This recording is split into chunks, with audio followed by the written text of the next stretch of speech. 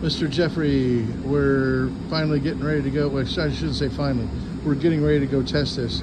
The finally is due to the fact that once we got your water pump on there and we could run it, we found out that you had carburetor problems.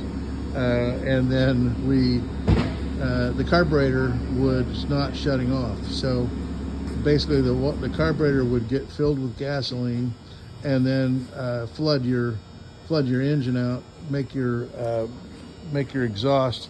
Well, right here you see all this soot in the exhaust water, in the water from the exhaust, because it was running too rich.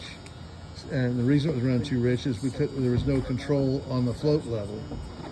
So once the carburetor filled up with gasoline, then the fuel pump was pushing the gasoline through the carburetor at the 7 psi or so the fuel pump runs.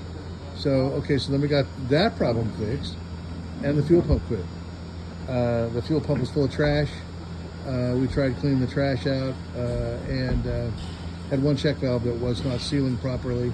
So we had another Gray Marine engine here that we're working on, and we took his fuel pump that we had already rebuilt and put that one on here and on this boat, and now we're getting ready to go test. So obviously this thing was a museum piece, and when they had trouble, now we know why.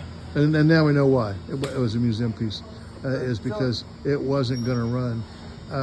So water pumps, we've corrected the water pump, put a rebuilt fuel pump on, and then we rebuilt the carburetor, and basically there was a tab off the float that was not allowing the float to go all the way to close the needle valve into the seat that would shut the fuel off to the carburetor.